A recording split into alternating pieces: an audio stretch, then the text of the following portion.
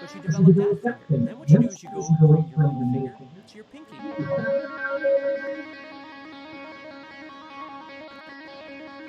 And you develop that finger combination.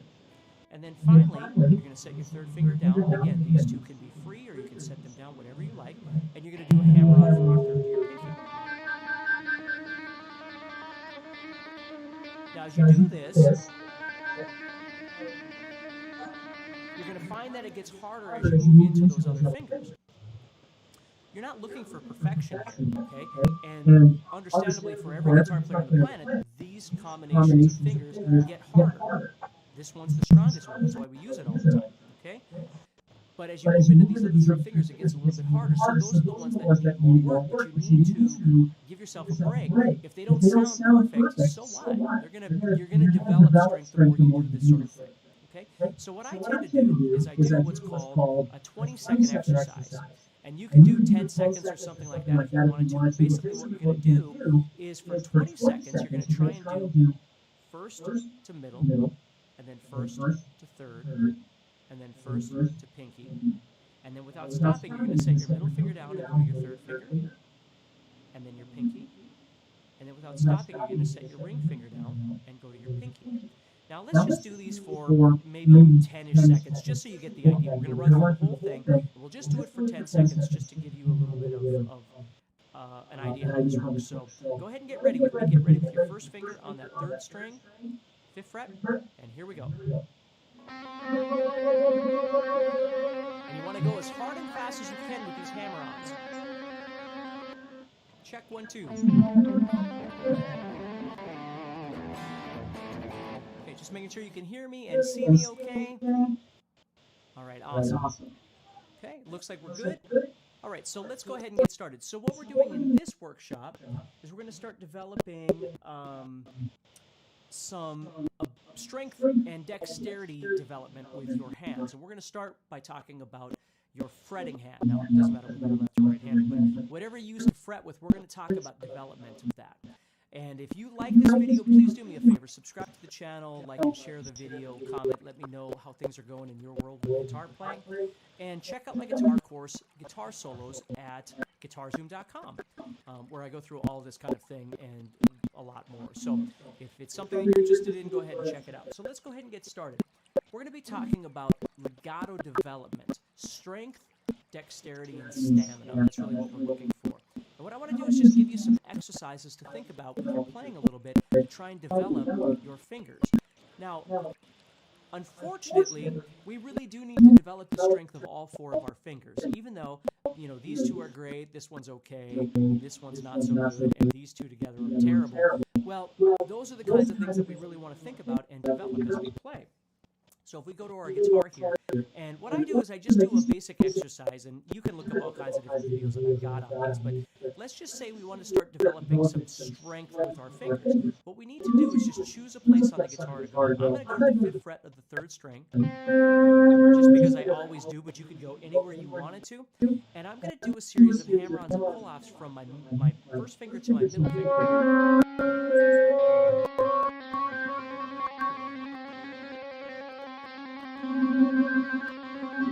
And really what I'm looking for here are a couple of different things. I want to actually take that finger and hit it, okay, which is what a hammer-on is. I'm hitting it down, and then I'm flicking it off, which is the pull-off part of it, okay? So I'm not really just lifting it off, but I'm actually kind of flicking it as I leave, right?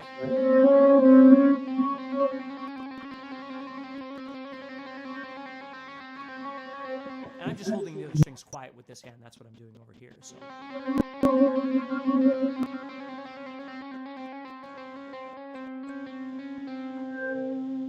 Okay, and I can do that anywhere.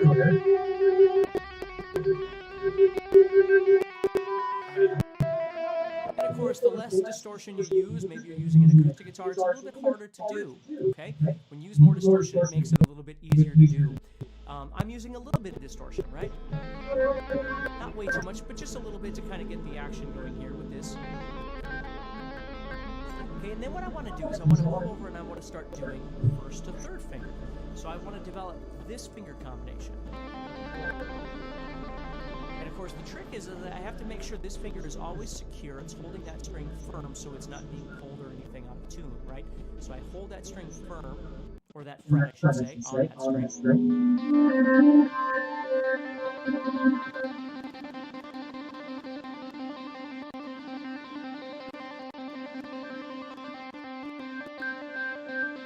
I just practice doing that. Then I might go to my pinky.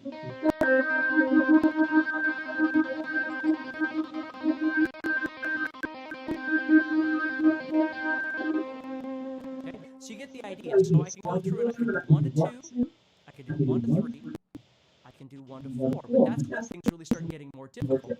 I'm going to set my middle finger down, and I'm going to keep my first finger there as well, just because there's nowhere else to put it. I mean, I can, leave it in the air, and that's fine. But I'm just going to set it down, and now what I'm going to do is I'm going to do a hammer-on from my middle finger to my third finger. And that's where you're going to notice things get a little more difficult. Because the tendons here force this third finger to be a little less independent. Now, if you'd like to take this off, if that helps a little bit in your motion, that's perfectly fine. But you develop that finger. Then what you do is you go from your middle finger to your pinky.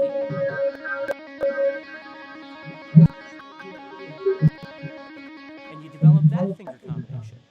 And then finally, you're going to set your third finger down. Again, these two can be free, or you can set them down whenever you like. And you're going to do a hammer-on from your third to your pinky. Now, as you do this, you're going to find that it gets harder as you move into those other fingers. You're not looking for perfection here, okay? And understandably, for every guitar player on the planet, these combinations of fingers get harder. This one's the strongest one. That's why we use it all the time, okay? But as you move into these other 3 fingers, it gets a little bit harder. So those are the ones that need more work, but you need to give yourself a break. If they don't sound perfect, so what? You're gonna develop strength the more you do this sort of thing, okay? So what I tend to do is I do what's called a 20-second exercise. And you could do 10 seconds or something like that if you wanted to. But basically what you're going to do is for 20 seconds, you're going to try and do first to middle, and then first to third, and then first to pinky. And then without stopping, you're going to set your middle finger down and go to your third finger, and then your pinky. And then without stopping, you're going to set your ring finger down and go to your pinky. Now let's just do these for maybe 10-ish seconds, just so you get the idea. We're going to run through the whole thing, and we'll just do it for 10 seconds just to give you a little bit of an idea how this works. So go ahead and get ready with me. Get ready with your first finger on that third string, 5th fret, and here we go. And you want to go as hard and fast as you can with these hammer-ons. Okay, now move to your third finger.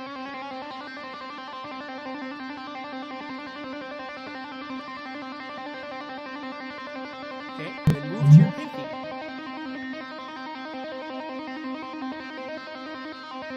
And then without stopping, put your middle finger down, go to your third finger. And then your pinky.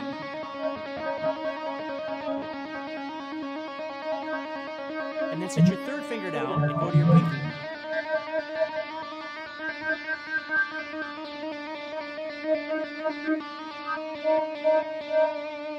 And stop, okay? So you get the idea. Now, some days when you're doing this legato exercise, instead of starting with your first finger and going through the whole sequence, by the time you get to the end, obviously your fingers are going to get a little fatigued. So sometimes what's nice to do is start with your third and your pinky and work your way backward, okay?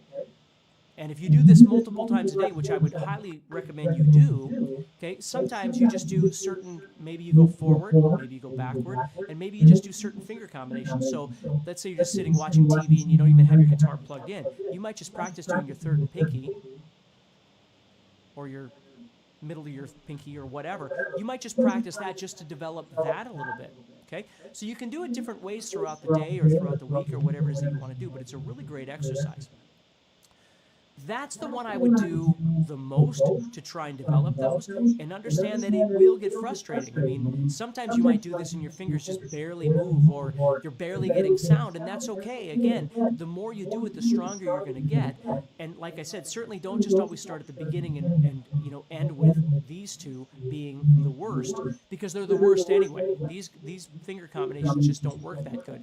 So sometimes you want to start with those when you have maximum strength, and really try and work on those a little bit and work your way backwards, or just focus on those. Okay?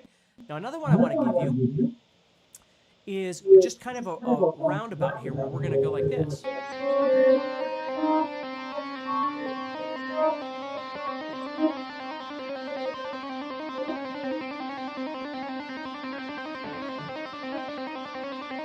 Now again, it's all based off the first finger, so it's a little bit easier to do, but we're developing some motion here. So we're going middle, third, pinky, third. Let me start all over.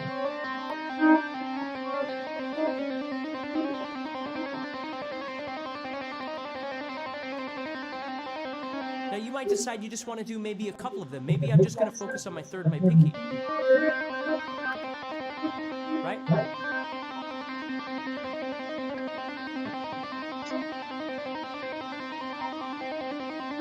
Or whatever. If I go back to this, then I'm doing the first exercise, right? So I'm just trying to combine multiple motions together and try and develop those ideas. Now I could set my middle finger down and I could just go and try and develop those. Now that would be okay too.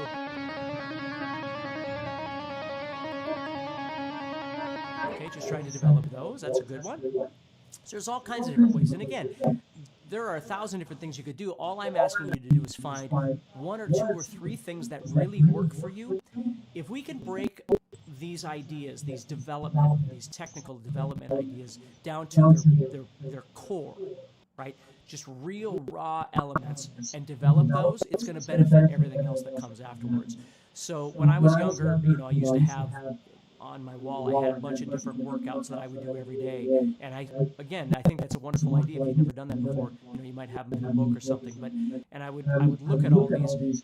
But as I got older, what I realized that I needed to choose the best ones and spend more time with those, instead of 1 minute with this and 1 minute with this and 30 seconds with this or whatever. Is find the ones that really seem like they benefited me the most. I'm not saying these are the ones. You have to figure that out. But you find the ones that are going to make the biggest difference. And for me, I always thought, if I could develop the strength, independence, dexterity, and stamina with each of my 4 fingers and combinations of them. Okay, I am going to have to use these once in a while, or these once in a while, so I need to get strong with those as well. So that's something to think about a little bit. So anyway, that's your legato practice. If you enjoyed this, please do me a favor, subscribe to the channel, like and share the video. And there'll be a playlist somewhere on YouTube, whether it's the Guitar Zoom one or Steve Stine. Someone will have a playlist where you can watch all of these workshops. And again, head over to guitarzoom.com, check out my course, Guitar Solos, and see if it's something that might be able to help you. So anyway, take care, stay positive, and keep practicing. And I'll talk to you, I believe we'll be doing this again tomorrow, and I'm going to be doing a picking one, try and develop the picking.